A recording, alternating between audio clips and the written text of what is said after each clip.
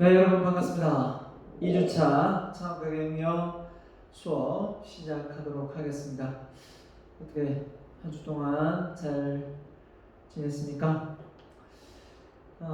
창업경영 과목을 좀 더 흥미를 가질 수 있도록 제가 최대한 노력을 하겠습니다만은 여러분이 좀 더 집중해서 관심을 가져주면 사람이 한 치 앞을 모르지 않습니까? 앞으로 어떻게 될지 모르기 때문에 이런 과목은 교양이지만 배워두면 두고두고 꼭 여러분이 창업을 하지 않더라도 자녀가 할 수도, 나중에 결혼해서 자녀가 할 수도 있고, 아니면 와이프가 할 수도 있고, 남편이 할 수도 있고, 아니면 시아버지, 시어머니가 할 수도 있는 겁니다. 그건 아무도 몰라요. 그렇기 때문에 우리나라가 창업률이 상당히 높습니다. 그렇기 때문에 아무도 모릅니다. 그래서 이런 창업과 경영 과목을 이왕 배우는 거 사업 계획서를 제대로 세울 수 있는 방법도 배우고요. 창업에 관련된 여러 가지 노하우를 익힐 수 있었으면 좋겠습니다. 자, 오늘의 이제 핵심 또 내용이 나오네요. 자, 창업에서 가장 중요한 핵심 요소가 뭐였습니까? 첫 번째가 창업자, 두 번째가 아이디어, 그 다음에 자본, 돈이죠. 그 다음에 원래 세 가지인데 하나 더 하라면 장소, 그죠? 사업장 이런 것이 되겠죠. 자, 그러면 그 속에서 이제 아이디어가 이제 관건인데요. 제가 사업 계획서를 여러분에게 작성합시다 해도 아이디어가 없으면 사업 계획서를 작성할 수가 없죠. 그죠? 그렇기 때문에 그 아이디어가 어떻게 나오는지 그 원천을 오늘 설명을 드릴 겁니다. 오늘 설명을 잘 들으면 꼭 창업이 아니더라도 여러분이 어떤 일을 하더라도 아이디어가 필요치 않은 곳이 있을까요? 다 필요하죠. 그래서 여러분이 아이디어를 잘 낼 수 있는 그 어떤 원론적인 부분도 이해를 해서 다양한 분야에 여러분이 원하는 분야에 아이디어도 같이 낼 수 있을 거라 생각합니다. 한번 보겠습니다. 자, 먼저 지적 호기심, 궁금, 캐셔 마크죠.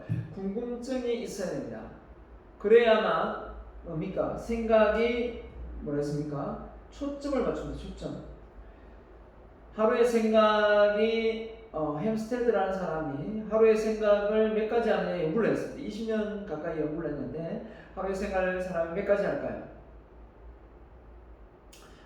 이미 우리 선조들은 그걸 알고 있었나 봅니다.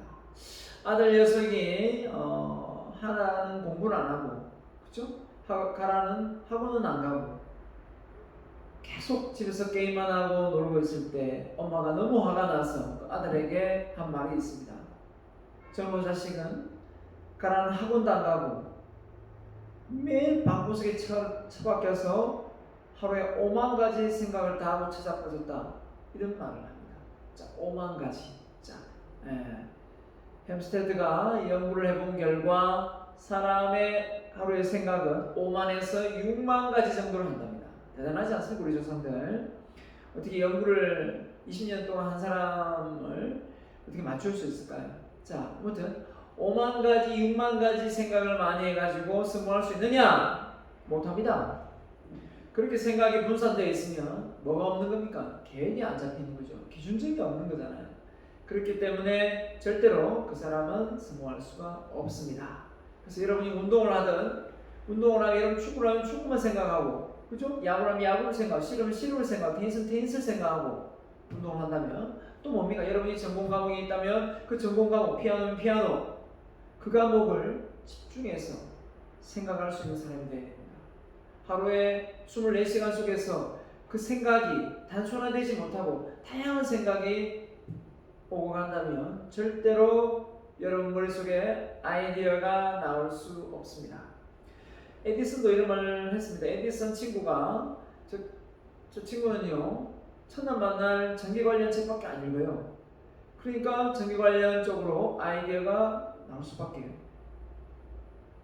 진짜 밥 먹는 시간 빼고는 전기 관련 책을 꾸준히 에디슨은 읽었다. 이 점을 우리는 꼭 알아야 됩니다. 타고난 천재가 아니라 후천적으로 노력에 의해서 이 머리가 다시 만들어졌다라고 생각하면 정답일 겁니다. 그렇기 때문에 나는 타고난 머리가 아니라서 내 머릿속에 좋은 아이디어가 나올 수 없어 라고 생각하고 있다면 여러분 착각입니다. 여러분 스스로가 잘못 생각하고 있는 거예요. 아무튼 호기심이 있는데 그 호기심을 단순화시켜야 된다. 한마디로 생각에 초점을 맞춰야 된다. 그러면 어떻게 됩니까? 그 생각의 초점이 반드시 이 행동을 하게 되어 있습니다. 자료 수집. 여러분이 이성적으로 좋아하는 여자친구가 남성적으로 끌리는 남자가 있다면 그죠? 어떻습니까? 그 사람에 대해서 알고 싶고 나이가 어떻게 되는지 무슨 과인지 몇 학년인지 어디 사는지 다 알고 싶거든요. 자연스럽게 자료 수집을 하게 되어 있습니다. 그런 거와 마찬가지듯이 여러분이 아이디어를 내고 싶은데 창업을 한다고 가정했을 때 어떤 분야의 창업을 하고 싶은가? 요식업인가? 아니면 뭐 플랫폼 시장인가? 그죠? 아니면 화장품인가? 아니면 카페인가? 아니면 식품점인가? 다양하게 있을 수 있지 않습니까? 그렇기 때문에 제조업인가? 그죠? 그 자료를 모아야 됩니다. 그래서 여러분에게 이 자료 스크랩을 여러분이 리포트로 할 겁니다. 안 내고 싶어도 이걸 안 내면 아이디어가 나오지 않습니다. 그렇기 때문에 이걸 적정한 타이밍에 여러분에게 과제로 나갈 겁니다. 그래야만 이 내용으로 여러분이 아이디어를 낼 수 있는 그런 상황에 여러분이 아이디어가 뽀록뽀록 피어 나오기 때문에 그렇습니다.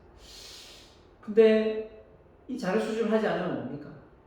결국은 여러분 머릿속에 나올 게 없다라는 겁니다. 그래서 인풋이 돼야 돼요. 먼저 자료 수집을 하는 게 뭡니까?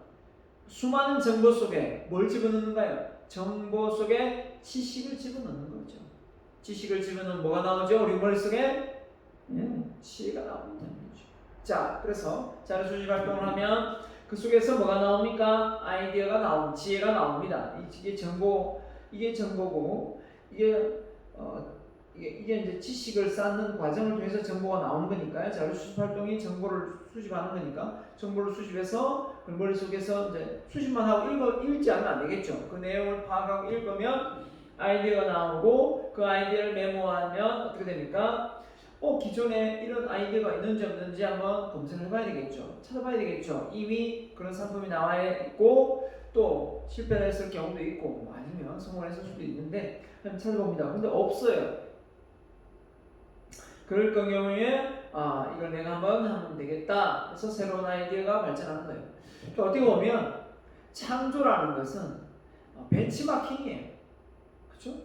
남의 것을 그대로 보고 배우고 그 속에서 새로운 아이디어가 이런 부분은 좀 더 바뀌어야 되겠다. 좀 이렇게 더 효율성을 꾀해서 새로운 창업 비즈니스 모델이 나오게 되는 거죠. 사업 모델이 새롭게 나오는 겁니다. 자, 이런 부분이 어떻게 보면 아이디어예요. 아이디어. 이 아이디어가 좀 더 구체화되면 아이템이 되는 거고요. 그죠? 그 세부적으로 어떤 식으로 사람이 몇 명 필요하고 이게 어느 장소에서 하면 잘 될 것 같고 이 타이밍은 봄, 여름, 가을, 겨울 중에 어느 시기가 좋고 다 다를 수도 있잖아요.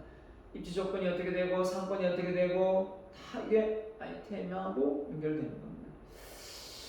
그래서 그 아이템이 이제 비즈니스 모델이 될 수 있으면 창업을 하는 거죠.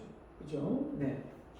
자, 한여성이 생각을 하고 있습니다. 그래서 우리의 뇌를 자신의 관심 분야에 깨어있게 하라 이렇게 표현을 해놨는데요. 그래서 생각은 의식 아닙니까? 의식을 계속 하다 보면 집중되고 그 집중은 결국은 환경이 바뀐 것으로 보입니다. 실제 환경이 바뀐 겁니까? 바뀌지 않은 겁니까? 실제 환경은 바뀐 게 아니죠. 실제 환경은 바뀐 게 아니지만 바뀐 것으로 보인다는 겁니다. 그 대표적인 예가 뭐가 있을까요? 여러분이 타고 싶은 차가 뭐가 있나요?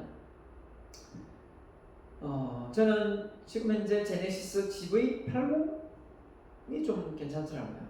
근데 이제 기름을 좀 많이 먹으니까 조금 있으면 하이브리드가 나온다고 합니다. 좀 기다리고 있어요. 제네시스 모델로 해서 하이브리드가 나오면 저는 구입을 할 생각입니다. 일단 제네시스 모델이 디자인이 괜찮지 않습니까? 그래서 지나가다 보면 제네시스 모델을 보면 차가 괜찮네 이런 생각이 듭니다. 그렇죠? 왜냐하면 많은 관심사가 뭐 그 옆에 벤틀리가 지나가고 뭐 아우디가 지나가고 BMW가 지나가도 내가 그 차에 관심이 없으면 눈에 안 보여요. 내가 관심 있는 차만 눈에 보이죠. 마찬가지입니다. 그런 것처럼 이 환경의 변화가 일어난 것처럼 보일 수밖에 없는 거죠. 실제 환경의 변화가 일어난 겁니까? 안 일어난 겁니까? 안 일어난 거죠. 네. 자, 그래서 환경의 변화가 일어난 것처럼 보이고 그 속에서 지혜가 나오고 그 지혜를 통해서 뭘 할 수 있는 겁니까? 자기의 관심 분야로 아이디어를 낼 수가 있는 거죠. 그렇지 않습니까?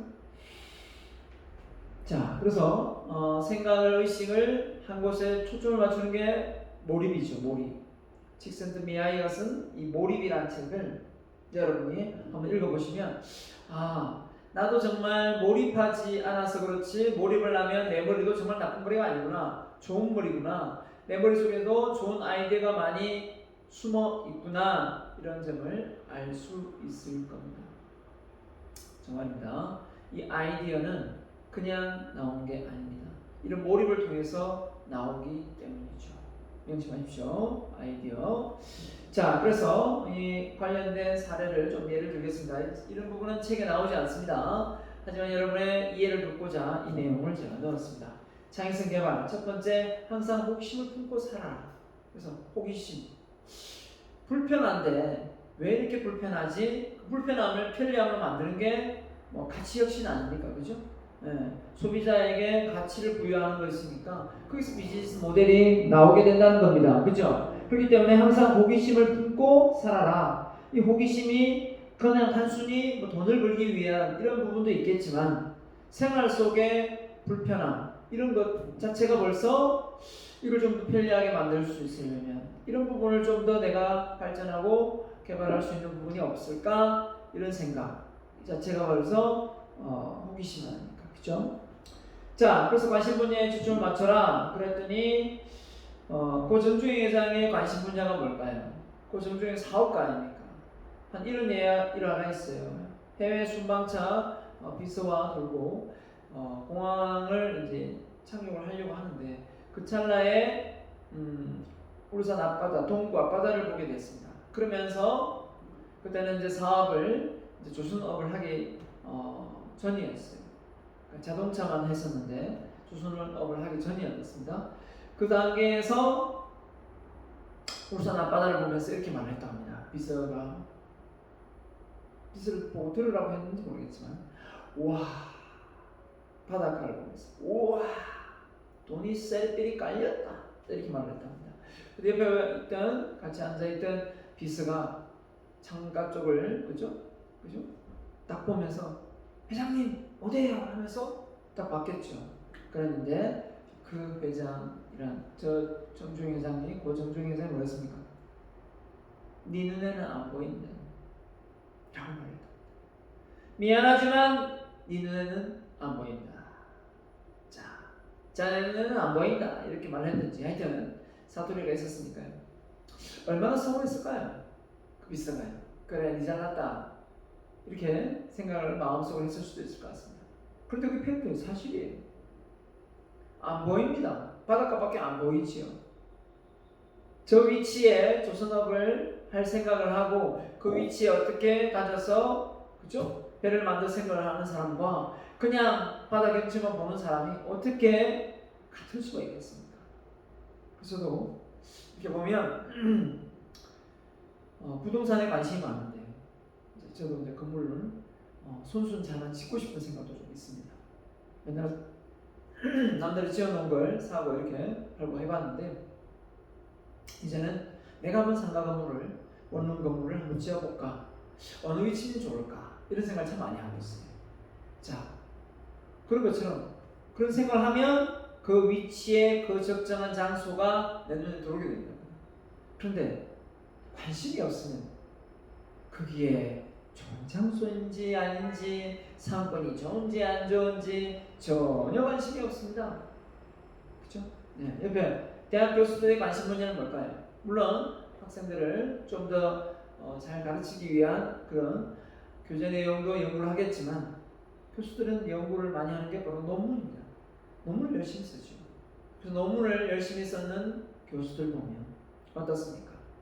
결국은 그 논문을 잘 쓰기 위해서 항상 집중해서 몰입하고 있는 겁니다. 자, 아무튼 관심 분야에 초점을 맞춰라 이렇게 되는 거고요. 자, 그 다음에 독서 습관을 익혀라. 넣지 않으면 나올 게 없다. 그래서 여러분이 책을 평소에 얼마나 읽는지는 잘 모르겠지만 여러분의 관심 분야가 있으면 그 관심 분야에 관련된 책을 거짓말 안 되고 딱 5권, 좀 더 욕심내면 10권, 더 욕심내면 50권. 저는 한 목표의 주제를 정해가지고 정말 거짓말 안 못하고 한 50권 읽어봤어요. 그 놀라운 사실이 일어나거든요. 한 주제를 정하고 같은 주제에 관련된 내용을 50권 내리 파니까요. 나중에 어떻게 되는 줄 아세요? 이 책 여기서 뺏겼고, 이 책 여기서 뺏겼고, 이 책 여기서 뺏겼는지 다 나와요. 출처가. 그 저자가 인용을 해서 자기가 말하지 않더라도 내가 눈에 딱 보여요. 이 책은 어디서 뺏겼는지. 왜냐하면 출판 인도가 다르니까요. 자, 그런 걸 놓고 볼 때, 아, 정말 글 한 번 쓰기가 쉬운 건 아니구나 라는 생각을 했습니다. 일반 소비자, 지식이 얕은 사람들은 잘 모르겠지만 지식이 깊은 사람은 다 아는 거죠. 그죠? 출처 똑바로 안 밝히면 정말 신용 깨지는 거예요. 신용이 무너지는 거예요. 자, 아무튼 독서 습관을 통해서 여러분의 아이디어가 넘쳐난다는 사실을 기억했으면 좋겠고요. 그 다음에 더하기 빼기를 잘하라. 이 더하기 빼기가 뭐냐면요, 쉽습니다. 휴대폰 보세요. 휴대폰에 있던 게 없어진 거, 없던 게 생긴 거, 이게 없지 않습니까? 결국은 모든 아이템이 융합이에요. 융합. 컨버전스, 그지? 융합이거든. 이 융합이 결국은 새로운 걸 만들어낸다 않습니까? 그 융합을 통해서 아이템이 늘어나거든요. 향상되고. 전혀 맞을 것 같지 않은 것들이 합쳐지면서 새로운 물건이 탄생되잖아요. 저는 따로 요플레를 참 좋아하는데 요플레 안에 그냥 단순히 요플레 그러면 초창기에 그냥 딸기 이게 전부였어요. 그러다 보니까 그 다음에는 딸기, 또 포도, 또 뭐가 나옵니까? 복숭아, 또 뭐가 나옵니까? 블루베리, 뭐 이러면서 점점점 많아지는 것 같아요. 나중에는 잡곡까지 들어가고 키위까지 들어가고, 아무튼 다 결합이죠. 새로운 어떤 제품군이 결합되는 거니까요. 자, 그래서 우리가 이 아이디어를 낸다는 것은 결합 상품이 참 많습니다. 휴대폰과 뭐가 결합했습니까? 휴대폰과 카메라가 결합돼서 여러분이 찍고 있는 거죠. 휴대폰도 뭐야? 이메일, 그죠? 결합된 거죠. 하여튼 뭐 팩스며 휴대폰 안에 들어가는 요소 계속 많아지고 있습니다. 빼기보다는 없어진 건 뭐 안테나 이런 게 없어지고요, 그죠? 계속 추가되고 있습니다. 그 추가되는 요소가 우리가 실생활에 도움이 되니까 추가되는 거지, 도움되지 않는 거는 빼기가 있을 겁니다. 자판 같은 것도 그죠? 이렇게 따로 있다가 안으로 들어가고, 하여튼 다양하게 더하기 빼기가 진행되고 있습니다. 휴대폰만의 얘기가 아니라는 거예요. 우리 일상생활 속에서 그냥 볼까요? 대형 할인점에 가서 그 한 핵심 제품군들이 밖으로 나오면 전문화되는 거거든요. 예를 들면 모자만 빼면 모자 전문화, 모자 전문점이 되고, 또 뭡니까? 와이셔츠만 빼면 와이셔츠 전문점이 되는 거죠. 소금만 전문점이 되는 거예요. 그렇지 않습니까? 그래서 그걸 가지고 프랜차이즈 시키는 그런 업종입니다. 그러니까 분식점의 많은 내용들이 떡볶이 프랜차이즈, 그죠? 김밥 프랜차이즈, 우동 프랜차이즈, 이렇게 다 빠질 수 있는 거거든요. 그러니까 결국은 프랜차이즈가 좋은 사업 아이템이 된다면 어떤 내용을 아이템을 가지고 단순화, 표준화, 전문화를 잘 시키는, 기억하세요? 3S. 단순화, 표준화, 전문화를 잘 시키면 다 뭡니까? 새로운 아이템으로 탈바꿈할 수 있죠. 또 이제 여러분 세대는 아니지만 이제 그 앞 세대들은 이 오프라인에서 온라인으로 판매되는 이런 시장의 어떤 새로운 유통 마진을 많이 누리고 있죠. 지금도 마찬가지겠죠. 자, 그래서 어떤 더하기 빼기가 추가되는 부분이 있고요. 빼는 마진 빼기도 있고요. 실패 속에서 배움을 찾는다. 그래서 실패는 우리가 흔히 아는 성공의 어머니다 이렇게 말하지만 실패가 왜 중요하냐? 실패를 하지 않으려고 생각하는 사람은 도전을 안 해요. 실패할 수도 있다라고 생각하고 뛰어드는 사람은 실패를 금내지 않습니다. 그렇잖아요. 여러분이 인생을 살아가는데 여러분이 원하는 꿈이 있어요. 여러분 꿈이 크면 더 많은 실패를 할걸요. 여러분 꿈이 작으면 실패를 덜 할걸요. 그 차이예요. 꿈은 크게 세워놓고 실패는 하기 싫고 그럼 꿈 어디 이뤄요? 없잖아요. 꿈을 어떻게 이뤄요? 그 꿈을 이루기 위해서는 그 과정이 필요한데 그 과정 속에 실패가 반드시 있는데 무조건 성성장구하면서 꿈을 이룬 사람이 있으면 소개시켜주세요. 그 사람 좀 존경하게. 단 한 사람도 없어요. 반드시 실패를 디딤돌로 삼고 그 위치, 그 자리까지 간 사람들이라는 거예요. 결국은 사업을 하는데 한 번만에 이렇게 사업에서 크게 성공한 사람이 잘 없어요.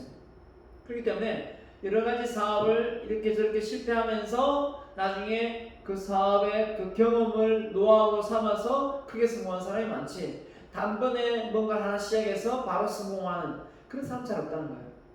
그래서 보통 사업에 실패하는 사람들은 보통 어떤 사람들이에요? 아무것도 모르는 상황에서 돈만 있으면 퇴직금 타가지고 그걸 가지고 이렇게 누가 뭐 된다더라 하면 막 뛰어들어가서 하다 보면 처음에는 이 블루오션인 줄 알았는데 막상 해보니까 레드오션이 돼서 경쟁이 아주 치열해진 거죠. 그럼 또 나중에 빠져나오지도 못하고, 그렇죠? 그런 상황이 많거든요. 그렇기 때문에 우리가 아무튼 실패라는 이 단어를 우리는 관문으로 생각해요. 실패의 관문을 열면 성공의 관문을 열 수가 있다. 실패의 관문을 통과하지 않으면 성공의 문을 열 수가 없다. 성공할 수가 없다. 이 얘기죠. 그래서 실패를 어떻게 생각해야 된다? 향상과 교훈으로 생각해야 된다. 그렇죠? 배움과 깨달음으로 생각해야 된다. 이게 정답인 것 같아요. 자, 아무튼 그 다음에 메모하는 습관. 자, 이거는 여러분 지금 제 강의 들으면서 PPT 출력해가지고 메모하나요? 그 메모 하는 그 습관이 여러분에게 정말 중요합니다. 자, 여러분이 제 강의를 메모해서 지금 요약해서 내잖아요. 왜 시키겠어요? 왜 시킬까요? 바로 여러분이 그 강의를 들으면서 집중할 수 있고 또 그런 메모를 통해서 여러분 머릿속에 기억하기 쉽기 때문입니다. 여러분 골탕 먹이려고요? 절대 아닙니다. 절대 아니에요. 자, 그래서 메모, 정말 메모는 아무리 강조해도 지나침이 없습니다. 그래서 여러분이 잘 정리하고 그 내용을 나중에 한번 시험 때 활용해 보세요. 훨씬 쉬울 겁니다. 그렇죠?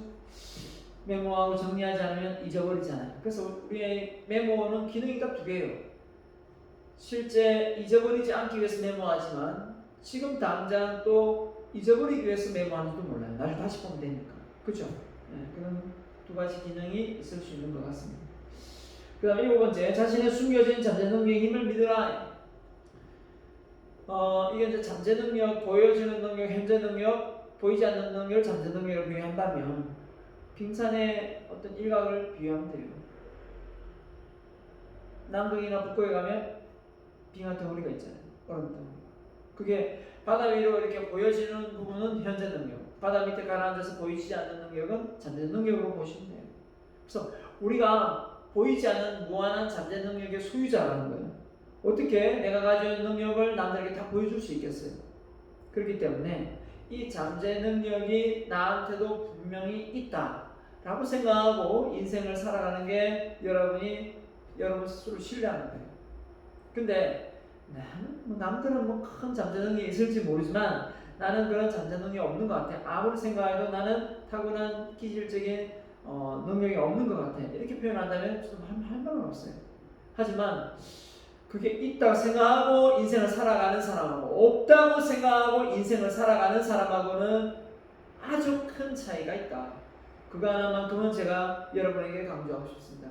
차이가 커요. 왜냐하면 내 안에 잠든 잠재 능력이 있다고 생각하고 살아가는 사람은 그걸 끄집어낼 확률이 높지만 나는 그런 능력이 없으니까 애시당초 그런 능력을 끄집어낼 생각을 안 합니다. 그러니까 다르죠. 예. 자, 그래서 여러분의 창의성 좀 말씀드렸고 7가지로 주로 어떤 생각을 하면서 살아가고 계실까요? 이랬을 때 생각, 정말 중요해요. 생각을 어떻게 해야 된다고요? 초점을 맞춰서 집중과 몰입을 해야 된다. 생각은 엄청난 영향력과 힘, 에너지, 창조력을 갖고 있다. 이렇게 표현했습니다. 그래서 현재 나의 생각을 한번 적어보세요. 자, 이렇게 했는데요. 여러분이 많이 떠올리고 있는 생각, 주로 여러분 머릿속에 많이 떠올리고 있는 생각 현재 살아가면서요. 그럼 이어서까지 적어보면 돼요. 적어보세요. 자, 이렇게 적어놨더니 어떤 친구는 예? 뭐예요? 모르겠는데 이렇게 말하는 사람도 있고요. 너무 많아가지고 6개 적어놨는데 막 여기 막 빽빽하게 한 100개 적는 사람도 있어요. 자, 너무 많아도 문제, 없어도 문제입니다. 적당한 게 있어야 됩니다. 적당한 게 있다는 것은 생각에 초점이 맞춰 있다는 거고, 적을 게 없다는 얘기는 생각을 하루에 너무 많이 하다 보니까 어느 걸 적어야 될지 모르고 우선순위가 결여되는 거죠. 우선순위가 결여되어 있다는 얘기는 뭘 할지 모르는 것과 똑같아요. 할 게 너무 많다는 얘기도 뭘 해야 될지 모르는 것과 똑같고, 할 게 너무 없어도 뭘 해야 될지 모르는 것과 똑같아요. 할 게 너무 많아서 뭘 해야 될지 모르겠다라고 하는 사람이 훨씬 낫겠죠. 할 게 없어서 뭘 해야 될지 모르겠다라고 생각하는 사람보다. 아무튼 여러분 머릿속에 이게 어떤 내용이 적혀져 있는지는 잘 볼 수는 없지만, 여러분이 여기에 적혀 있는 내용들이 엄청난 능력을 발휘합니다. 궁금하죠? 이거 왜 적어놨는지. 자, 저는 윌리엄 제임스가 이런 말을 한 걸 생각을 하고 이 말을 기억하고 있습니다. 생각이 바뀌면 마음이 바뀌고, 마음이 바뀌면 행동이 바뀌고, 행동이 바뀌면 습관이 바뀌고, 습관이 바뀌면 성격이 바뀌고, 성격이 바뀌면 인격이 바뀌고, 인격이 바뀌면 인생이 바뀌고, 인생이 바뀌면 운명이 바뀌고. 결국은 내 생각이 내 운명까지 바뀔 수 있다는 하버드 대학교의 윌리엄 제임스, 심리학자 윌리엄 제임스의 그 말이 저는 와닿았어요. 내가 타고난 어떤 숙명적인 인생도 있겠지만, 그렇지 않고 내가 지금 무슨 생각을 하면서 인생을 살아가느냐에 따라서 내 미래, 내 운명이 바뀔 수 있다는 거예요. 그렇다면 생각을 아무렇게나 할 수는 없지 않겠습니까? 보다 더 생산적이고 좋은 생각을 많이 해서 내 미래를, 내 운명을 더 좋게 만들어가야 하지 않겠습니까? 저는 생각합니다. 여러분도 그렇게 생각하죠? 네. 아무튼 자, 그래서 폴 발레리가 말입니다. 이제 당신이 생각하는 대로 살지 않으면 머지않은 당신은 사는 대로 생각하면서 살아가게 될 것이다. 그럼 내 생각대로 인생을 살아가는 사람이 많을까요? 사는 대로 생각하면서 인생을 살아가는 사람이 많을까요? 대부분 사람들은 생각하는 대로 인생을 살아가는 사람들은 목표를 세우고 인생을 살아가는 사람이고, 사는 대로 그냥 생각하면서 살아가는 사람은 환경에 그냥 적응하면서 그 환경에 맞춰서 생각하고 살아가는 사람들이에요. 계획이 원래 없었던 사람이에요. 결국은 어떤 사람이 성공할까요? 자기의 목표를 세우고 그 목표에 맞는 환경을 구축하는 사람들이 훨씬 성공하는 겁니다. 물론 뭐 살다가 운이 좋아가지고 어떤 기회에 또 그런 상황에 처해서 그 생각을 할 수도 있긴 하겠지만, 그런 사람은 많지 않다는 겁니다.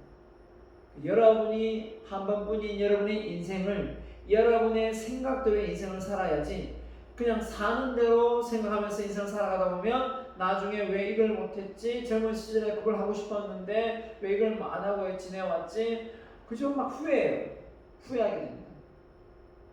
그래서 생각을 많이 한다는 것은 저는 이렇게 생각합니다. 생각을 많이 한다는 것은 생각을 단순화시키는 사람이라는 거예요. 생각을 많이 해서 생각을 단순화시키면 그게 바로 목표니까요. 결국 그죠? 그 목표는 바로 창의성과 연결된다고 했습니다. 집중과 몰입이 되기 때문에. 그래서 우리의 건강한 징조, 미래는 두렵고 자기의 불만족은 당연한 거예요. 여러분의 20대가 여러분 스스로를 만족하며 산다. 여러분 스스로 만족하며 산다. 말이 돼요? 말이 되냐고요? 만족하면서 산다는 것은 더 이상 발전할 생각이 없다는 거예요. 만족은 죽을 때도 없는 거예요. 언제 죽을지 모르지만 계속해서 끊임없이 욕구를 추구하고 또 채우고 또 채우는 게 인생인데, 만족을 살면 오늘 만족하고 내일도 만족하고 모레도 만족하고 이런 사람이 될 것 같죠? 절대 그렇지 않습니다. 만족도 실적이 나요. 그렇기 때문에 아무리 좋은 뷔페 음식도 매일매일 먹으면 실적 나요. 아무리 좋은 옷도 아무리 좋은 차도 매일매일 타고 다니면 실적 납니다. 그죠? 그렇기 때문에 그 실증나지 않게 하려면 어떻게 됩니까? 도전을 해야죠. 새로움을 추구하고 새로움을 찾고 어울리면서, 그죠? 그러면 어떻습니까? 변화와 발전이 있는 거죠. 그게 바로 혁신이죠. 그게 우리 인생이죠. 매일 반복되는 삶을 산다. 그러면서 인생을 오래 살고 싶다. 그냥 오래 산 거지. 뭐 재미가 있겠어요? 매일 먹는 뷔페, 매일 보는 뭐 영화, 매일 보는 뭐 여행지. 재미가 있겠냐고. 나중에 여행을 하라면 그게 일이 될걸요? 그게. 자, 아무튼 여러분 스스로가 좀 창의성 분야의 생각이 정말 중요하다. 생각이 우리의 인생을 좌우하고 생각을 통해서 내 아이디어가 나올 수도 있고 안 나올 수도 있다. 그 부분을 정확하게 이해했으면 좋겠네요. 창업 환경의 변화. 신규 창업 시장에서 새로운 변화 현상인데 평균 인구 수가 평균 수명이 어떻습니까? 길어집니까? 짧아집니까? 길어지죠. 그래서 개인의 경제 활동 기간은 연장된다. 맞죠? 그래서 나이가 뭐 그죠?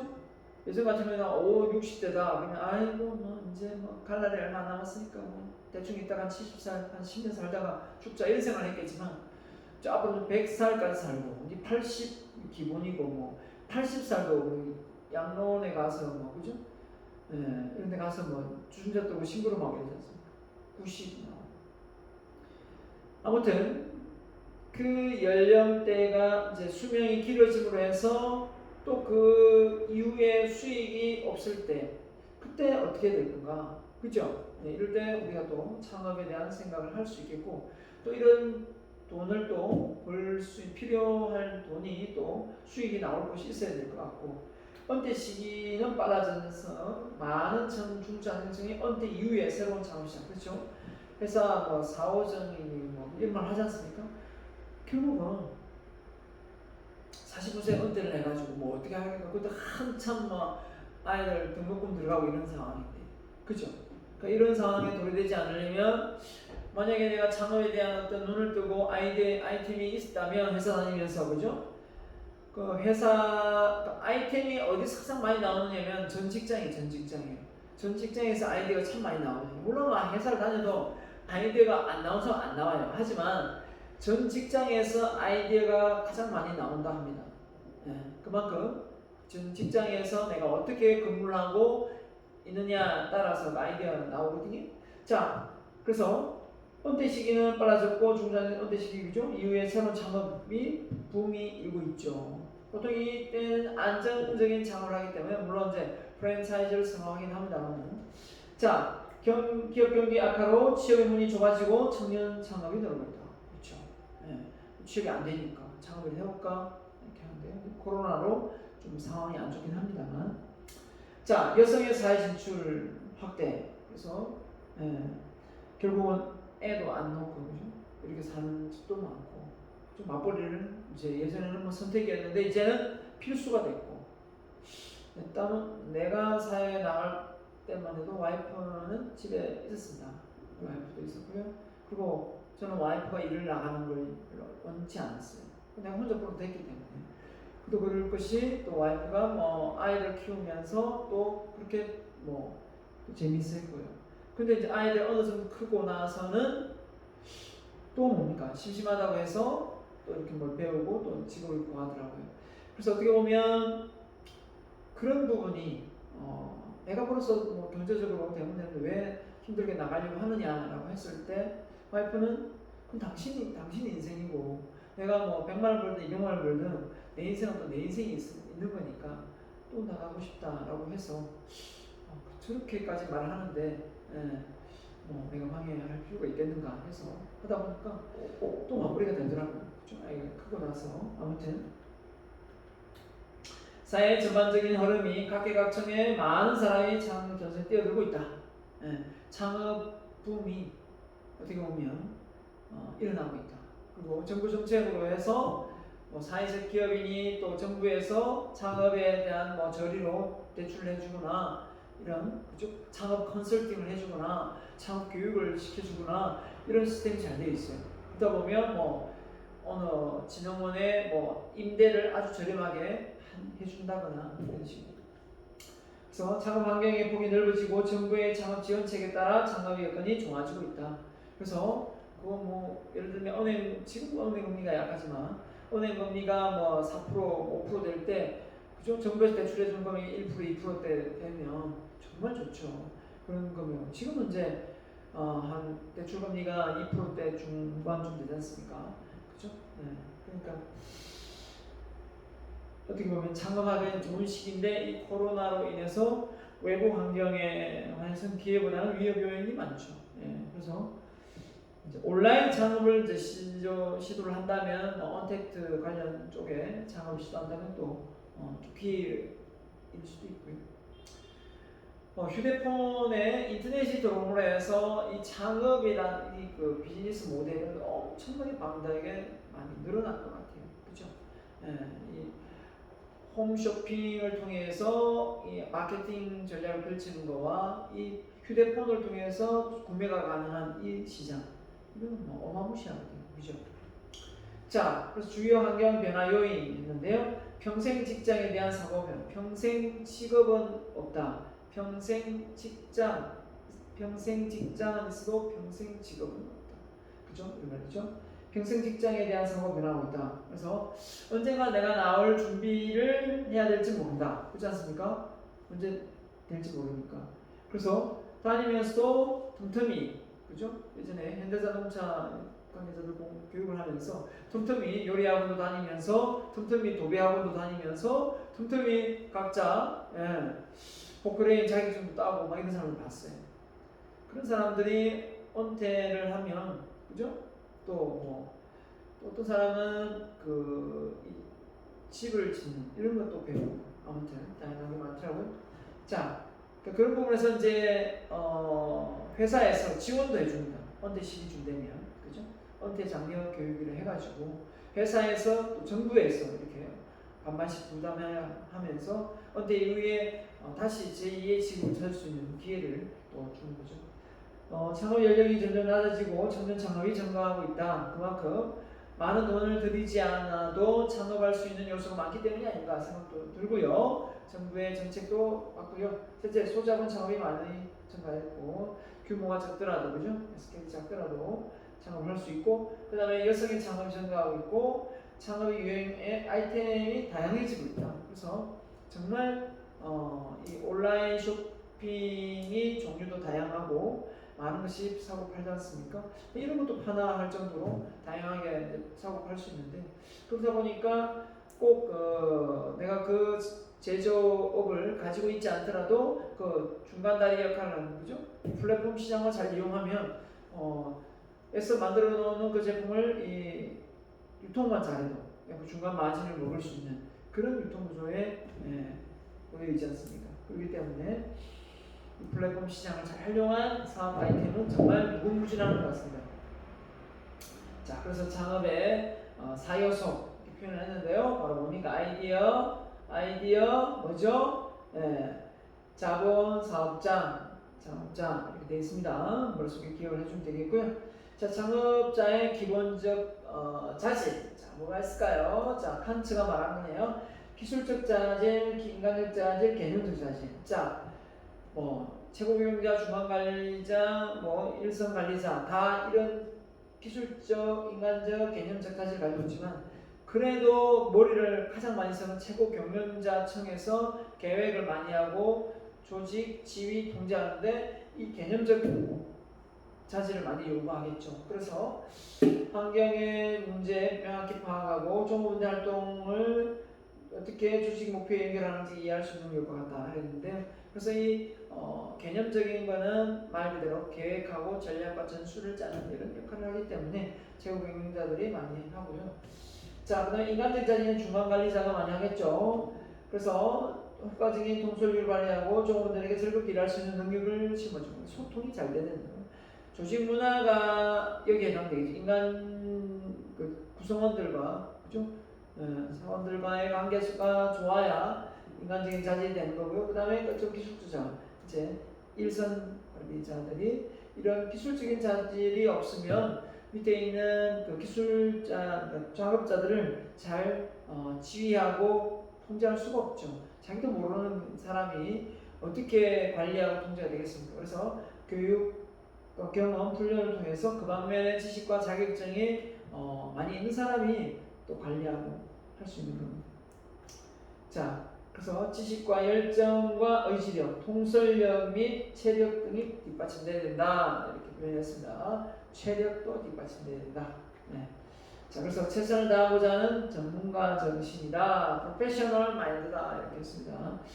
내가 전문가다라고 생각이 드는 사람하고 내가 전문가이 누가 전문가야? 라고 생각이 드는 사람이 있다면 뭐 전문가 자기 자랑을 하는 게 전문가는 아니지 않습니까? 전문가는 이럴 것 같아요. 문제 해결 능력이 있는 사람이다. 어떤 새로운 문제가 오면 그 새로운 기존의 문제는 잘 풀지만 그건 뭡니까? 단순 반복 업무를 하는 거죠. 예, 단순 반복 업무를 하는 사람은 그냥 숙련감이에요. 숙련감. 전문가는 새로운 문제, 새로운 어떤 아이디어를 도출해내는 과정이기 때문에 새로운 어떤 문제가 부각되더라도 그걸 어떻게든 지혜롭게 그 주어진 어떤 자원을 잘 활용해서 그 위기를 모면하는 거거든요. 이게 전문가입니다. 그죠? 항시 똑같은 어떤 상황에 처해서 기업을 운영하고 창업을 하는 건 아니거든요. 중간에 뭐 대형마트가 들어올 수도 있고 또는 뭐 이처럼 코로나 사태가 벌어질 수도 있고 여러 가지 사태가 벌어지지만 항시 대비책을 세워놓지 않으면 어떻게 됩니까? 골치 아픈 거죠. 그냥 문 닫아야 되는 겁니다. 만약에 예를 들어볼까요? 지금 이 코로나 사태로 인해서 평소에 좀 이렇게 자산을 좀 저축해 놓거나 비축해 놓지 않는 예비비를 마련해 놓지 않는 상황들은 갑자기 몇 개월 동안 몇 개월 나이죠 지금 3월달부터 3, 4, 5, 6, 7, 8, 9 지금 한 7개월쯤 되네. 이렇게 장기적인 어떤 그 경기 악화가 도래했을 때 평소에 저축해 놓은 게 전혀 없다고 생각해 보세요. 그냥 뭐 공무원들이야 뭐 좋죠. 이때 이제 공무원들이 뭐 소방 공무원이 됐든 경찰 공무원이 됐든 일반 공무원이 됐든 행정직이 됐든 뭐 걱정이 없죠. 출근만 도장, 그죠? 도장만 찍으면 돈 들어오니까. 근데 이제 직장인들은 그렇지 않다는 거죠. 그죠? 회사 사정이 안 좋으면 구조조정 할 수도 있고 아니면 또 뭡니까? 사업을 하는 사람들은 더더욱이 힘든 거죠. 그래서 어떻게 보면 그 사업을 하는 사람들 중에도 덜 위기의식을 느끼는 경우는 어떤 경우인가요? 사업이 잘 될 때 좀 그 금액을 잘 저축을 해서 비축해 넣었다면 예비비로 빼놓았다면 이런 위기 시에 이렇게 좀 잘 대처할 수 있는 기회가 있을 텐데 평소에 돈 잘 벌리네 그래 있을 때 쓰는 거야 하면서 막 해외여행 다니고 막 골프 치면서 막 온갖 물건 다 사고 하다가 보면 돈이 없어요. 그래도 막상 어려운 시기가 와요. 저 대체가 불가능한 거죠. 기존에 내가 써본 이 씀씀이는 이 쉽게 안 바뀌거든요, 이게. 그죠? 고전주의 회장이 얼마나 알뜰하고, 그죠? 그렇게 살았는지 알아요?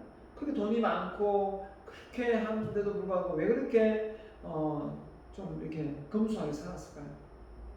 그건 습관이에요.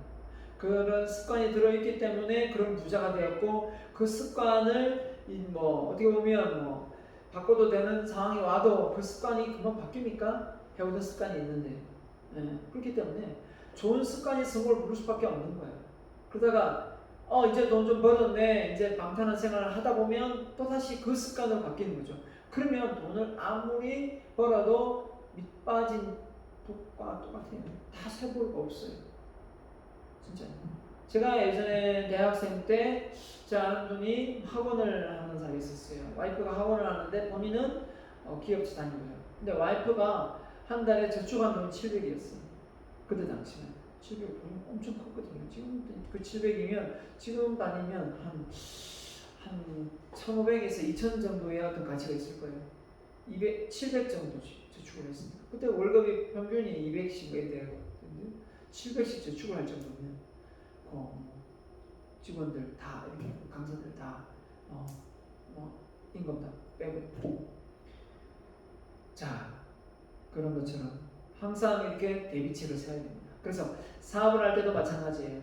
사업이 들어오면 예비비라고 해서 따로 빼서 인테리어도 또 할 수 있는 감가상각되니까 인테리어비라든지 이런 걸 좀 명목에 하에도 좀 돈을 따로 저축을 해놓고 관리를 해야 돼요. 그 돈은 진짜 긴급한 상황이 아니면 뺏쓰지 말고 그죠? 관리를 해야 돼요. 그렇지 않으면 진짜 위기의 시에 우리가 이 대치가 불가능하고 뭐 담보 대출하지 않으면 더 이상 버티지 못하는 그런 상황까지 발생할 수도 있는 거죠. 아무튼 그렇습니다. 별 얘기를 다 했네요, 그죠? 네.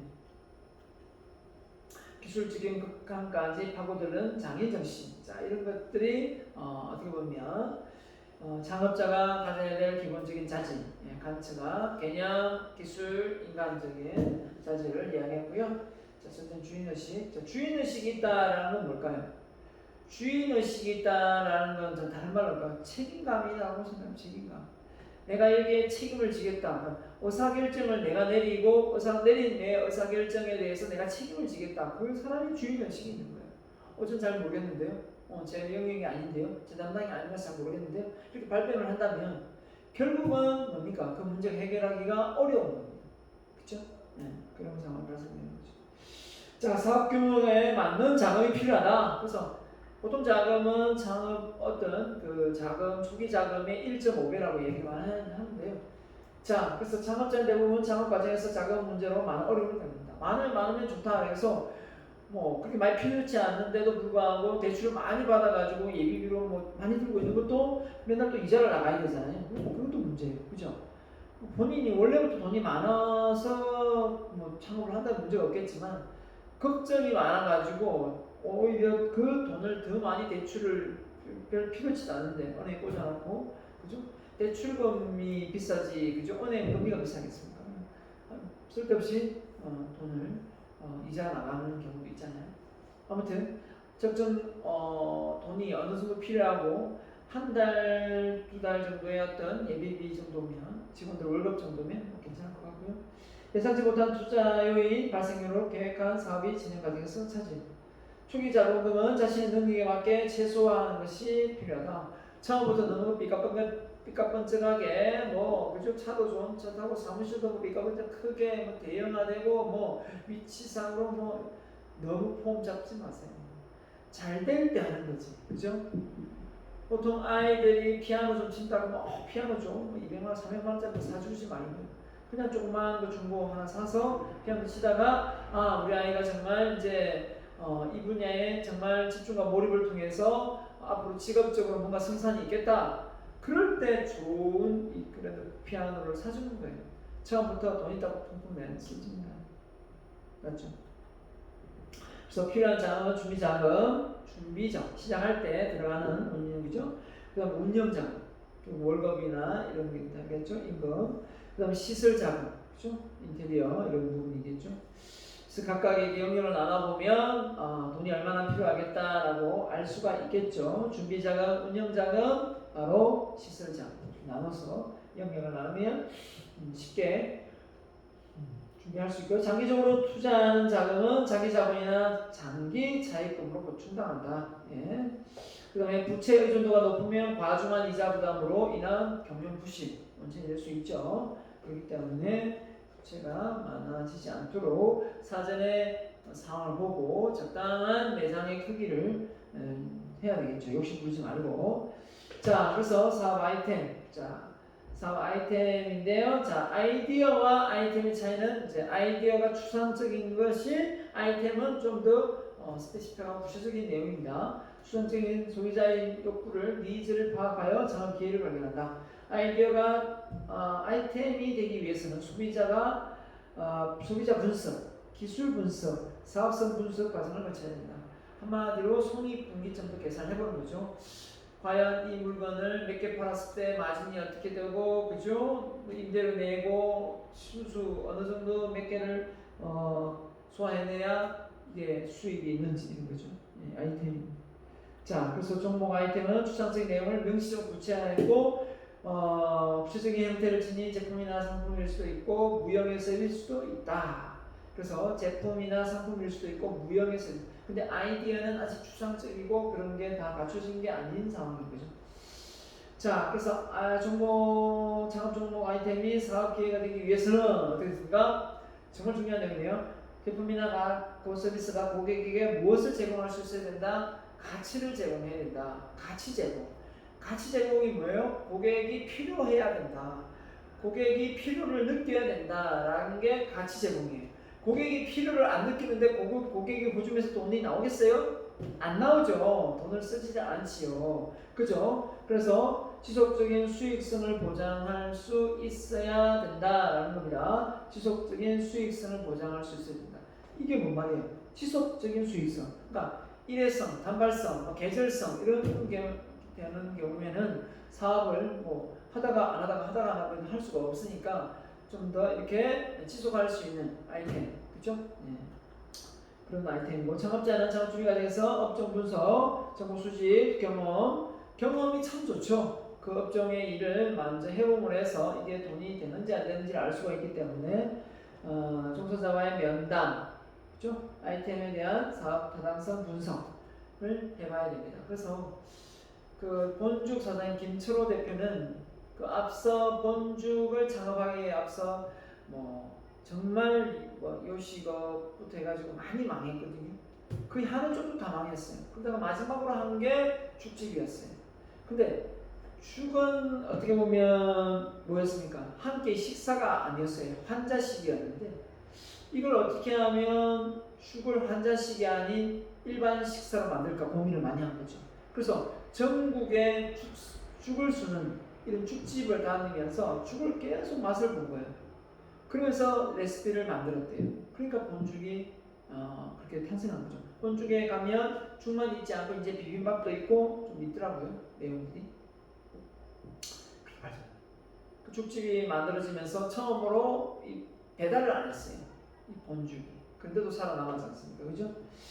자, 아무튼 그 앞에 그 김철호 대표가 실패했던 많은 경험들이 노하우가 쌓이게 된 거죠. 그렇죠? 그 실패 연속을 통해서 본죽이 탄생한 거라고 저는 생각합니다. 결국은 그래서 우리가 창업을 해서 실패한다고 해서 너무 겁내지 마세요. 그러면서 성장하고 발전한다는 것만 아세요. 그렇기 때문에 초반부터 너무 다시 못 일었을 정도로 너무 많은 시간적인 노력을 투자하고 자본을 투자해서 다 까먹지 말라는 거예요. 다시 빠져나올 수 있는 어떤 그런 부분도 있어야 되는 거죠. 너무 계란을 한 번에 할 때 한 바구니에 올인해서는 안 되겠죠. 아이템을 소비자에게 판매하기 위한 장소, 사업장이죠. 어떻게든 입지 조건이 좋아야 되겠죠. 상권이 좋아야 됩니다. 상권 형성이 잘 돼 있어가지고, 그죠? 그래서 업종 점포 위치가 보통 어디가 좋아요? 코너가 좋죠. 코너가 성공 가능성이 높고요. 그 다음에 제조업의 경우 제품의 특성이 매출 중. 제조업은 어떤 건설 제조업자들의 어떤 그 공단이 따로 있잖아요. 그런데 밀집되어 있으면 좋겠죠. 뜬금없이 뭐 중간에 있다든지 그러면 안 되겠죠. 점포 사업의 경우 상품성보다 오히려 상권이나 입지가 더 중요하다. 그래서 상품도 중요하지만 그 상권이 팔릴 어떤 그런 위치에 놓여져 있는가 이게 참 중요합니다. 소매업, 서비스업, 요식업, 창업의 경우는 점포 입지 맞죠? 당연히 제조업보다는 점포 입지가 정말 중요하고요. 그렇기 때문에 어느 위치에 잘 보이고 그죠? 가시성이 있어야 돼. 가시성 그죠? 그래서 눈에 잘 띄어야 됩니다. 그러려면 좀 더 권리금이 좀 셀 거예요. 하지만 권리금이 좀 세더라도 그걸 주고서라도 사업을 일으키는 게 훨씬 더 도움이 될 겁니다. 자, 창업을 왜 하는가? 캐롤 무어의 창업하는 과정 4단계의 과정이라고 저는 뭐 요인이 되겠네요. 네 가지의 요인 맞더라고요. 이게 뭐 단계도 아닙니다. 예, 그렇게 표현을 해놨던데 개인적인 요인, 기업가 정신. 기업가 정신이 뭐예요? 이제 그 다음 장이 나오는데 이 장의 기업가 정신 상세히 배우겠잖아요. 기업가 정신은 리스크, 하이 리스크, 하이 리턴 이게 가장 큰 정답일 것 같아요. 그 다음에 어떻게 보면 정해진 월급에 만족하지 않고 그죠? 내가 충분히 파일을 크게 키워서 더 많은 수익을 창출하게 내겠다라는 어떤 마인드가 있는 사람이 기업가 정신이 아닐까요? 저는 생각합니다. 그래서 모험심도 강하고 도전, 그죠? 또 실패를 또 디딤돌로 삼고, 이 외적인 어떤 그런 것보다는 내공이 강합니다. 내공이. 그렇기 때문에 내재적인 요인이 통제가 잘 되죠. 남 탓을 잘 안 한다는 얘기겠죠. 뭐 실패도 내가 잘못해서 그렇다. 그렇기 때문에 다음 이 실패를 되풀이하지 않기 위해서 더 준비해서 또 해보자 이렇게 하는데, 누가 문제, 뭐 직원이 문제, 뭐 코로나가 문제 이런 것만 하다 보면 다음번에 사업을 못합니다.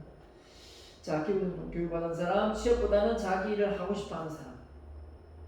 그러니까 내가 한번 내 꿈을 실현시켜 봐야 되겠다. 자신은 이런 꿈을 생각하는 사람 있겠죠. 직업에 대한 불만족도 있을 수 있고, 내가 들어갔던 직업이 이렇게 좋은 줄 알았는데, 공무원에 들어간 사람도 그만두고 나오는 사람도 있고요. 삼성에 들어가도 그만두고 나오는 사람도 있습니다.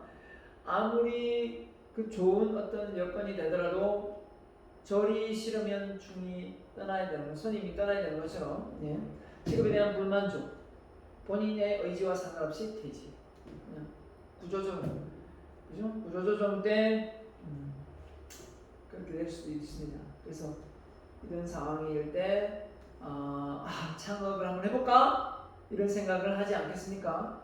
자, 그 다음에 창업 초기에는 열정과 도전이 그죠? 뭐든 다 할 것 같습니다. 그 열정은 그죠? 하늘을 날 것 같아요. 근데 이 모든 열정이 초반에 너무 심하고 그 다음에 이렇게 자꾸 이렇게 변화되지 않으면 바뀌지 않으면 어떻게 됩니까? 예.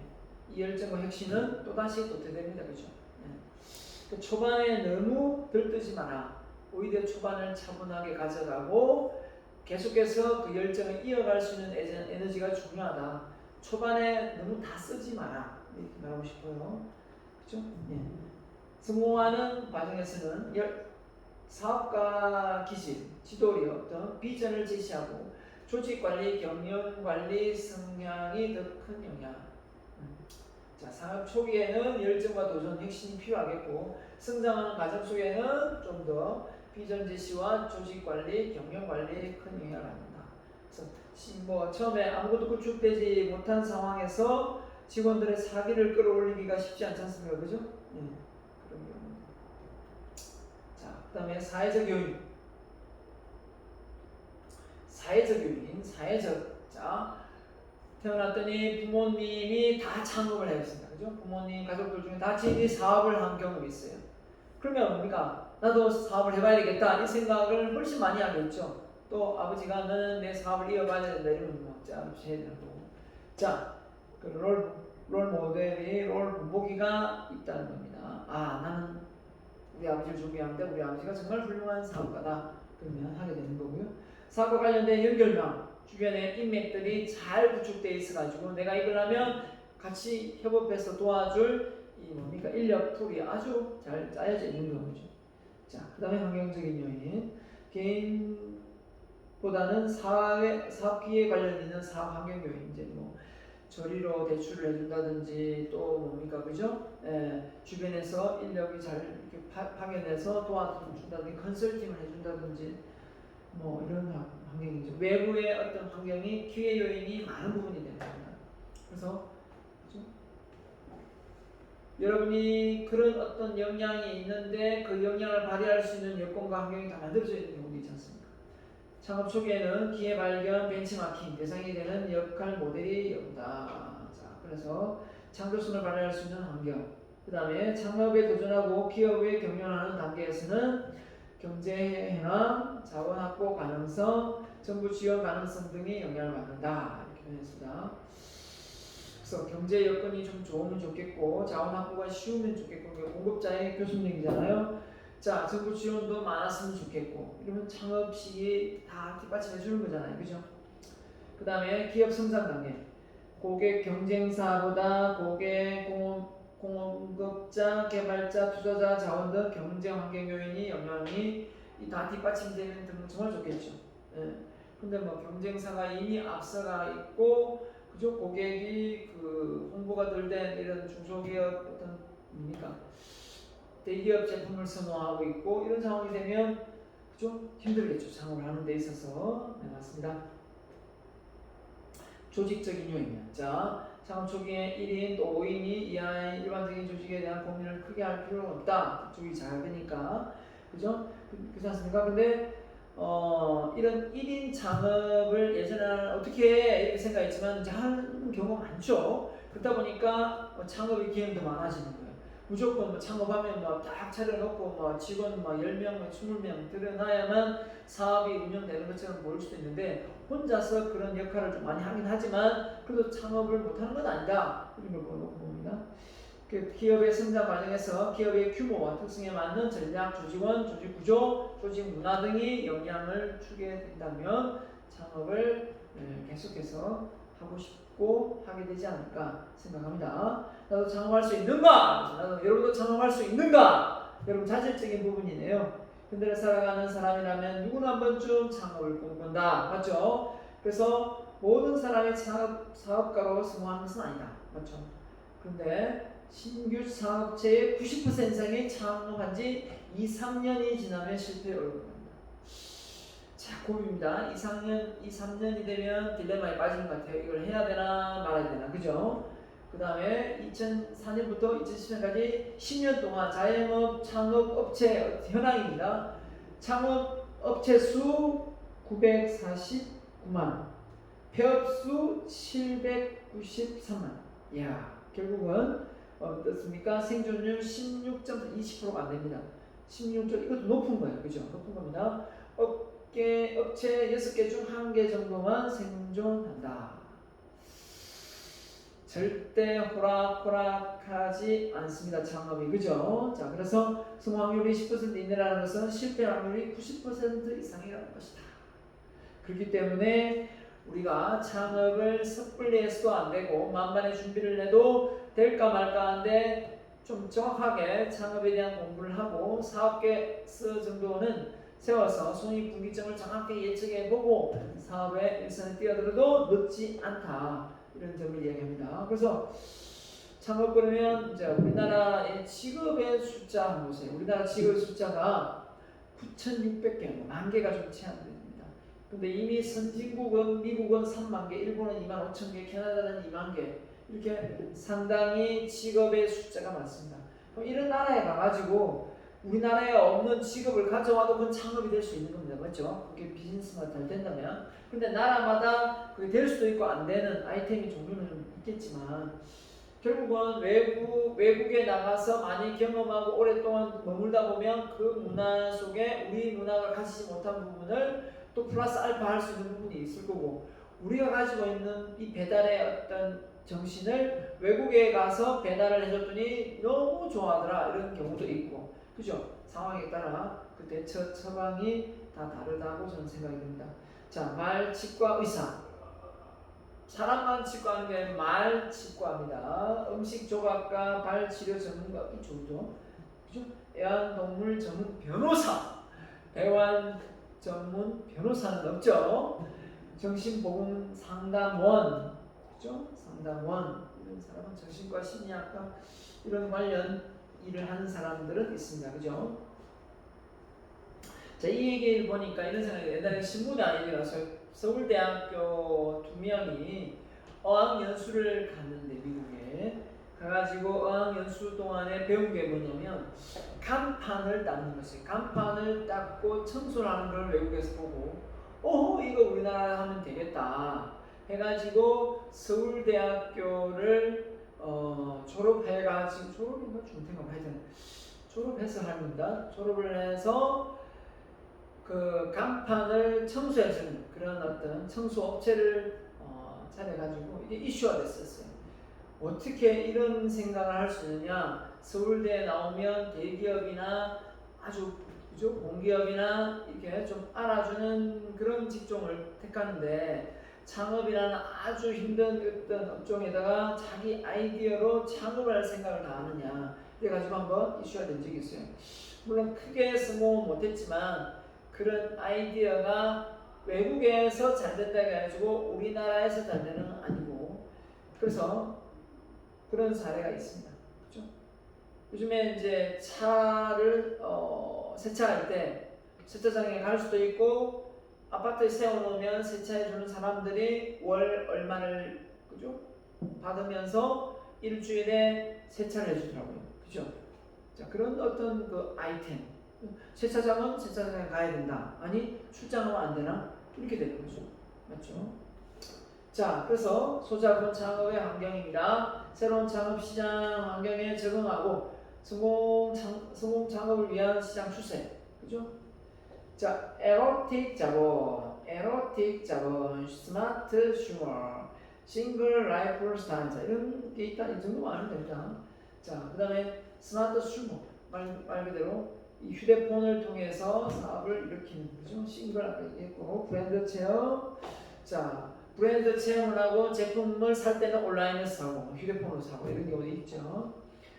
그 다음에 뭡니까? 네버랜드의 3D 프린팅 뭐 이렇게 있고요. 사이버 협업도 되고요. 사이버 콜라보레이션. 그 다음에 즐거움을 찾는 거 이런 걸 통해서 창업을 일으킬 수 있다. 자, 그래서 창업의 성공과 실패가 있다면 성공 요인은 무엇이고 실패 요인이 뭐가 있는가 한번 보도록 하겠습니다. 자, 성공 요인은 뭐냐? 리더십. 예, 이 창업주가 리더십이 있다. 영향력이 아주 리더십은 다 영향을 주는 거지만 그 영향력이 직원들한테 모범을 보이는 영향력이어야 되겠죠. 당연히. 돈을 흥청망청 쓰고 그러면서 나를 따르라, 내 모습을 보고 배워라 이렇게 할 수는 없잖아요. 교감, 소통 능력을 갖추고 있다. 직원들하고 유대관계가 좋은 조직 문화가 아주 잘 쿨하게 잘 형성되어 있는 거고요. 기회를 잘 포착한다. 기회를 엿본다는 것은 이 아이템을 잘 찾아낸다는 거고요. 세상이 어떻게 돌아가는지 글로벌화 또 국내의 그 상황을 외부 요인과 내부 요인을 잘 파악해서 수학 분석이죠. 그 상황을 잘 대처할 수 있는 사람, 이런 사람이 기업의 CEO가 돼야 되는데, 그죠? 물 빠질 때 노저가 될 일이 아니었습니까? 자, 경영 스타일 이런 부분이 확실하게 딱 이렇게 형태가 정해져 있고요. 위기 대처 능력이 있어야 됩니다. 그죠? 위기 대처 능력이. 근데 실패한 창업자들 보면 과도한 자기 확신. 된다! 무조건 하면 된다! 했는데 안 됩니다. 그죠? 근거 없는 자신감. 근거가 있는 자신감이면 이해가 하겠는데 근거 없는 무조건 된다. 그 이유가 뭐냐? 근거 없는 자신감. 자, 지나친 통제 욕구와 완벽주의. 이 완벽주의 증상을 가진 사람들이 참 뭔가를 시도를 잘 못해요. 시도를 했어도 이 완벽에 가까운 걸 하다 보니까 더뎌요. 빨리 치고 빠져야 되는 상황도 있을 수 있는데 그런 부분이 있고요. 그 다음에 지나친 낙관주의, 그죠? 될 거다. 지금 안 되면 언젠간 잘 될 거다. 계속 지금 마이너스인데 언젠간 될 거다, 이렇게 낙관만 하다가 결국은 그때 당시 그냥 회사를 좀 안 되는 걸 넘겼으면 오히려 덜 피해봤을 텐데 피해는 피해들을 보고 또 피해보는 그런 상황까지 발생할 수도 있는 겁니다. 열정과 합리성의 대면. 그래서 너무 열정이 유동성이 강할 수도 있지만 또 합리성을 너무 또 이야기하다 보면 사람이 융통성이 없는 상황이 발생될 수 있잖아요. 그죠? 그렇기 때문에 이게 시적절하게 잘 녹아나도록 해야 조직 문화가 잘 형성되겠죠. 창업자의 자세와 준비. 그래서 창업 자세는 창업에 대한 철학이 있어야 된다. 왜 이 창업을 하느냐? 왜 이걸 창업을 통해서 세상에 전하고자 하는 바가 뭐냐? 이게 정확하게 있어야 됩니다. 창업의 철학이 있어야 되고 적성에 맞아야 되고 그 다음에 장기적인 계획 준비가 되어 있습니다. 단기 계획만 세워가지고 창업을 하지 마세요. 그죠? 계속된 자기개발, 끊임없는 자기개발이죠. 항상 의욕과 집념이 있고 사회적 책임. 그래서 내가 이걸 통해서 국가나 그죠? 지역 발전에 도모한다. 이런 생각을 갖는 것이 정말 중요합니다. 그렇게 하려면 윤리적으로 도덕적으로 어긋남이 없이 정직한 사업 아이템을 가지고 사업을 일으켜야 되겠죠. 사업자의 위험성, 금전적 위험성, 경력상의 위험성, 경력 많다고 해서 사업을 잘하는 건 아닙니다. 그죠? 가족과 사회의 위험성, 그 다음에 뭡니까? 내적 심리적 위험성 이런 부분이 있을 수 있다. 자, 이건 예 아니요로 해서 테스트를 해보면 되겠죠. 이런 걸 보면서 테스트를 했을 때 점수가 어떻게 되느냐에 따라서 18개 이상 극히 사업가의 자질이 극히 우수함 되어 있습니다. 여러분 한번 해보면 되겠습니다. 이중문전수법이 되어 있고요. 개인적인 자질, 관리적인 자질 이렇게 해서 개인적인 자질, 관리적인 자질이 우수한 이 영역이 사업가의 기질이 가장 좋은 영역이 될 거고요. 창업자의 약점 분석. 그래서 창업자가 자기의 약점을 알면 그걸 보완해 줄 수 있는 직원을 채용하면 되는 겁니다. 그래서 창업자에서 무엇보다 창업자 자신감 중요하고 그 창업자가 사업을 시작할 때 어떤 약점, 위협 요소가 있는지를 잘 파악해서 그걸 대체할 수 있는 어떤 방법을 갖고 아이템을 선정해서 사용하면 되는데 그런 것도 생각해보지 않고 막상 해보면서 이 새로운 약점들이 막 튀어나오면 그때는 더 힘듭니다. 그죠? 강점은 최대하려고 하고 약점 미리 보완해서 피해갈 수 있도록 해야 됩니다. 그래서 미리 잘 준비해서 그 약점일 때 어떻게 보완하여 나갈 건지를 좀 알아야 되겠죠. 네, 그래서 성품, 대인관계, 업무 습관 뭐 이런 걸 테스트해 볼 수 있고요. 그래서 좋은 점, 약점 기록할 수 있습니다. 자, 그래서 이번 시간 2주차에서는요. 창업을 통해서 여러분이 어떻겠습니까?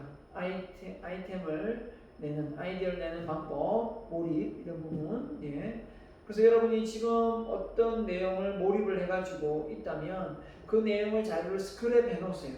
나중에 제가 제출하세요 한 30장 이상 A4 용지로 30장 이상을 제출할 거거든요. 그래서 그럴 때 이제 뭐 온라인을 하겠죠. 지금 뭐 비대면이니까 그렇게 됐을 때 여러분이 그 제출하는 자료에 대해서 어느 정도의 어떤 그죠? 여러분의 생각들을 할 수 있어야 되거든요. 그래서 넣을 수 있어야 되는데 그런 거 없이 그냥 스크랩만 쫙 해가지고 보내면 좋은 점수 못 받아요. 그 자료 스크랩을 하면서 본인이 배우고 느낀 어떤 그런 교훈들을 같이 덧붙여서 이렇게 해주면 A 플러스를 받을 수가 있거든요. 그래야 선생님 뒤에 이제 아이디어를 낼 수가 있기 때문에 그렇습니다. 그래서 이걸 읽었는지 안 읽었는지 하루 날 잡아가지고 그냥 무조건 뭐 어디 다운로드 받았는지 알 수가 없습니다.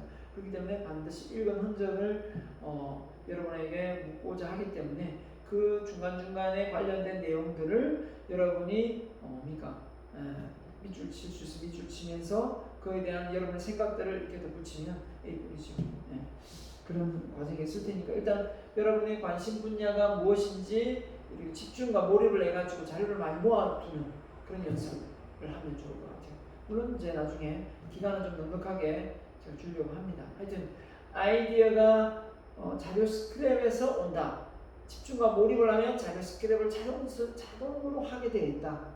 이렇게 생각합니다. 자료 스크랩을 할게 나는 자료 스크랩을 할게 인터넷에 들어가도 뭐 책을 읽어도 어떤 하나의 주제를 정해서 읽지 않고 하나의 주제를 가지고 어떻게 생각을 해본 적이 없다. 그러면 좀 아이디어는 잘 안 나옵니다.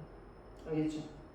그렇기 때문에 여러분 스스로가 집중과 몰입을 할 때 아이디어가 나올 수 있다는 거, 여러분 머리가 나빠서 그렇지 않다는 거 꼭 기억하시기 바랍니다. 자, 2주차 강의 여기까지 하겠습니다. 대단히 수고 많으셨습니다. 마치겠습니다.